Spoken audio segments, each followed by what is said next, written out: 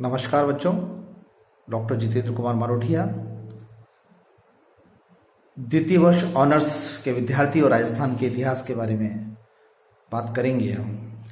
और यहाँ राजस्थान के इतिहास की एक बहुत रोचक है कि मैं जो आपको सोर्सेज के बारे में बता रहा था, वहाँ अभिलेखागार सोर्सेज के बारे में बात करेंगे हम। और अभिलेखागार सोर्सेज का अर्थ ये होता है कि जो हिंदी, संस्कृति, फारसी, अंग्रेजी में पट्टे, बहियाँ, पत्र, फाइलें, फरमान आदि लिखे गए हैं, उन सब का कहाँ संग्रह किया गया है। मुगल शासक जो सरकारी कागज लिखते थे और जो जानकारी प्रस्तुत करते थे, पत्र व्यवहार करते थे, और मुगलों को इसमें रुचि भी थी कि वे इस प्रकार का संग्रहित करें, तो उसे हम उन स्रोतों को जो हम लिखेंगे वो अभिलेखागार संग्रह लिखेंगे। यद्यपि उससे पहले मुगलों की कई नष्ट हो चुकी है, लेकिन फिर उसके बाद भी राजस्थान की जो केंद्रीय पुरालेखा है बीकानेर, उसमें ये उपलब्ध है। अब मैं कुछ बातें इंपॉर्टेंट बताऊंगा इसमें जो आपके लिए रहेगी। जैसे वकील रिपोर्ट है, वो शब्द क्या है, एक जैसे बइया का मतलब होता है कि जो राज दरबार वगैरह लिखवाते थे अपने। 19वीं 20वीं शताब्दी के पुरालेख साहित्य में आज भी राजस्थान राज्य का जो अभी है बीकानेर, वहां पर ये है। अब आता है राजस्थान राज्य के लिए नई दिल्ली में भी राजपूत राज्यों से संबंधित रिकॉर्ड्स बहुत प्रचुर मात्रा में वहां भी मौजूद हैं। 1818 में मेवाड़ प्रेसिडेंसी, 1874 मेवाड़ प्रेसी है, वहां पर भी है, और उसमें 4 अध्याय हैं जो अलग अलग तरीके की वहां की आर्थिक स्थिति, वहां की सामाजिक स्थिति, वहां की प्रतिव्यवहार, ब्रिटिश राज्यों से उनकी संधियां, उनके बारे में बताते थे। और साथ ही आधुनिक भारत के सामाजिक, राजनीतिक, उनके जीवन के बारे में बताते थे। राजस्थान राज्य बीकानेर में उपलब्ध सामग्री फारसी भाषा में लिखित फरमान, रुक्का, निशान, हस्बुल्लाह, ईशा आदि हैं। और यहाँ पर सम्राट द्वारा जारी किए वाले कागजों पर सम्राट का जो तुगश होता था, यानी जो मोहर होती थी, जो चिन्ह होता था, प्रतीक चिन्ह, जैसे हमारे सत्यमेव जयते होता है, उस प्रकार का जो प्रतीक चिन्ह होता था, उसके बारे में बताया गया है। साथ ही जहांगीर के समय में जो नूरजहां के प्रभुत्व काल में सरकारी कागजातों पर नूरजहां की जो समानांतर, जहांगीर के समानांतर या जहांगीर के बराबर जो मोहर लगाई जाती थी, उसके बारे में राजस्थान के कुछ शासकों के फरमानों, मंसूरों आदि को बीकानेर के अभिलेखागार में अभी भी मौजूद है। और यहाँ एक बात मैं आपको, जैसे मैंने आपको बताया था कि वकील रिपोर्ट शब्द था, तो मुगल शासन में जो प्रत्येक राजपूत शासक थे वो अपनी खुद की सूचना भेजा करते थे और इसको दस्तावेज को सुरक्षित रखते थे, तो उन सदरों को वकील रिपोर्ट करते थे। ये वकील रिपोर्ट राजस्थान के इतिहास के तिथि क्रम को निर्धारित करने के क्रम में बहुत सहायता मिलती है। इसी प्रकार हकीकत बहिए एक शब्द आया था, जिन बहियों में राजा की दैनिक चर्या का उल्लेख होता था वो हकीकत बहियां होती थी। जिनमें उनके आदेशों की नकल होती थी वो हुकूमत बही होती थी। और जो एक ऑफिस कॉपी जो करते हैं, निजी कॉपी जो वो रखते थे, निजी कॉपी रखते थे या प्रतिलिपि रखते थे, नकल की जो सुरक्षित रहती थी, वो खरीदा वही होती थी। और ये एक चलन बढ़ता था। और इसी प्रकार से अगर बात करें हम जोधपुर राज्य के, तो मेहरानगढ़ रिकॉर्ड मेहरानगढ़ के हैं, वहां भी उपलब्ध हैं। इसी प्रकार भटनागर शोध संस्थान सीतामऊ है, वहां पर भी उपलब्ध है।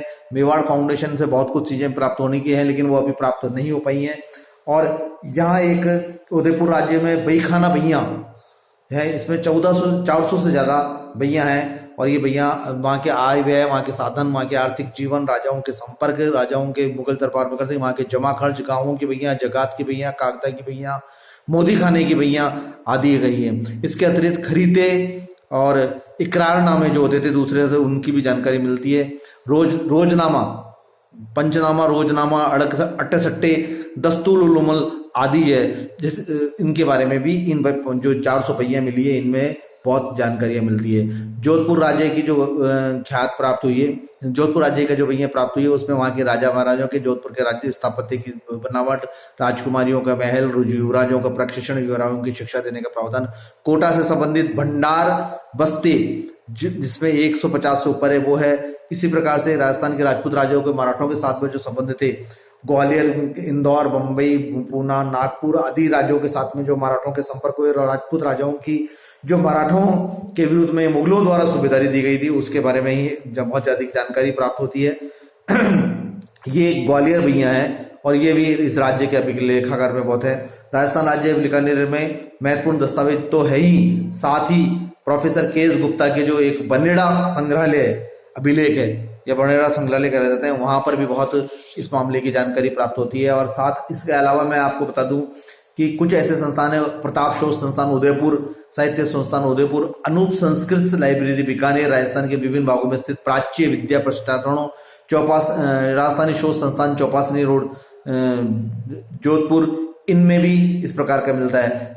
ये तो सब राजकीय हुई, लेकिन कुछ ऐसे निजी संग्रह भी हैं जहां पर कि उनको सूचनाएं प्राप्त होती है और वह सूचनाएं वो अर्जित करते हैं, और अभी उन सूचनाओं का सार्वजनिकरण नहीं हो पाया। जो निजी संग्रह जो भैया हैं, छोटे जैसे उनियारा हुआ, खरवा हुआ, और कई घराने ऐसे हैं जिनके पास में कुछ भैया हैं, और वो धीरे धीरे आम जो है रुचिकर इतिहासकार वहां पर पहुंच रहे हैं, और वो जो उनके वंशज हैं उनकी मदद कर रहे हैं पूर्ण, और धीरे धीरे इतिहास को एक नई दिशा की तरफ ले जाते हुए इस काम को पूर्ण करने का पूरा प्रयास किया जा रहा है। तो इस प्रकार से हम देखते हैं कि अभिलेखागार भी जो वर्तमान में है वो द्वितीयक स्रोतों के रूप में तो खुद तो अभिलेखागार है, लेकिन वहां पर प्राथमिक स्रोत ओरिजिनल वर्क जो है वहां पर वो मौजूद है, और उन्हीं की सहायता से इतिहास का संग्रह किया जा रहा है। तो इतिहास के इन अभिलेखागार के स्वरूप में भी बहुत इंपॉर्टेंट है। और राज्य का जो केंद्रीय अभिलेखागार है वो बीकानेर में स्थित है। बच्चों, इस प्रकार का इन शब्दों की आप जानकारी जरूर रखिएगा।